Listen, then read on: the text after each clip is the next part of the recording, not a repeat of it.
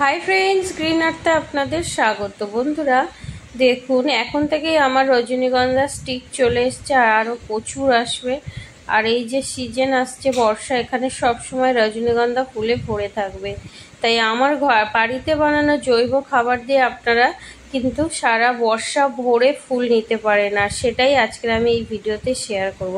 তো বন্ধুরা please subscribe করুন, পাশে থাকুন, বেল আইকন অন করে দিন, আমার ভিডিওর নোটিফিকেশন আপনাদের ফোনে পৌঁছে যাবে।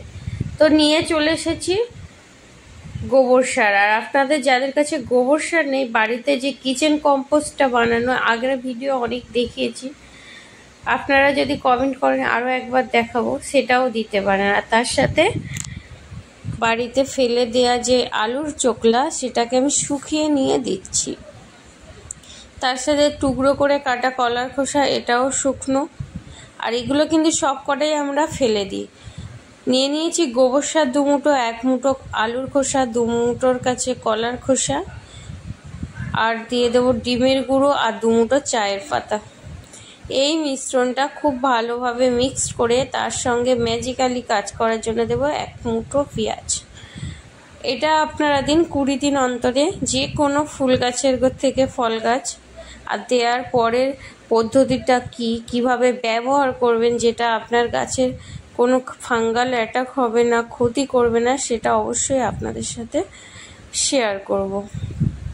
বন্ধুরা সবসময় খরচ করে বাগান করবেন, তার থেকে যদি আপনারা বাড়িতে থাকা ফেলে দেওয়া জিনিসগুলোই ব্যবহার করেন, তো আপনার এখানে গাছ করার আনন্দটা কিন্তু দ্বিগুণ বেড়ে যাবে। খরচ ছাড়া এইভাবে যদি আপনারা গাছ করতে পারেন একদম জৈবভাবে। তো আমি এটা রজনীগন্ধায় দিচ্ছি, বারবার বলছি আপনারা জবা গাছ, ফল গাছ সব গাছেই দিতে পারেন।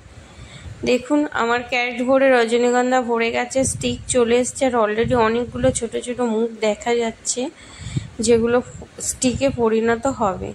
প্রথমত রজনীগন্ধার সাইডগুলোকে আমি খুঁড়ে নিচ্ছি। আমার যেহেতু ক্যারেটে আছে, ক্যারেটটা একটু চারি সাইড দিয়ে মাটিগুলোকে খুঁড়িয়ে নিয়ে তারপরে আমি এই খাবারটা দেব। এই খাবারটা আপনারা বর্ষার এই যে আগে আগে দিচ্ছেন, এটা খুব ভালো কাজ করবে। যেহেতু গরমের সময় আমরা অনেকবার করে তরল সার দিতে পারি, বর্ষায় তো অত বেশি দিতে পারবো না। তাই এখন থেকে যদি আমরা হার্ড শক্ত খাবারগুলো দিতে থাকি, এগুলো ধীরে ধীরে গাছ খেতে থাকবে আর খাবার পেয়ে পুষ্টি ভরপুর হবে, ফুল ফল দেবে। তো আমি প্রথমে এখানে চারিদিকে সব জায়গায় ফাঁকে ফাঁকে দিয়ে দিলাম, যেখানে যেখানে ফাঁকা জায়গা আছে। এটা দিয়ে কিন্তু এরকম ছিঁড়ে দিলে চলবে না, এটা দেওয়ার পরে এরকম মাটি দিয়ে আপনারা ঢাকা দেবেন, তাহলে গাছটা কোনো ফাঙ্গাল অ্যাটাক হবে না আর খাবারটা ধীরে ধীরে গাছ পেতে থাকবে। এই যে দেখুন এইভাবে দিয়ে দিচ্ছি। এর আগের যে মাটিটা ছিল ওটাও কিন্তু খুব ভালো মাটি ছিল, ওটা একদম জৈব খাবার মিশানো, সবজির খোসা মিশিয়ে মাটি মিশিয়ে আমি দিয়েছিলাম। আর তার উপরেই বাল্বগুলো জাস্ট হালকা হালকা বসিয়ে দিয়েছিলাম। এখন আবার 2-3 মাস হয়ে গেছে, তারপরে এই খাবার দিচ্ছি। এবার আমি এটাকে কন্টিনিউ করব মাসে 1 বার বা 20 দিন অন্তরে। এইভাবে আপনারা বাগান করুন, দেখুন গাছ ভরে ফুলে চলে আসবে। আর খরচ ছাড়া বিনা খরচে ভিডিও, সবসময় আমার ভিডিও দেখতে বন্ধুরা প্লিজ ফলো করুন, সাবস্ক্রাইব করুন।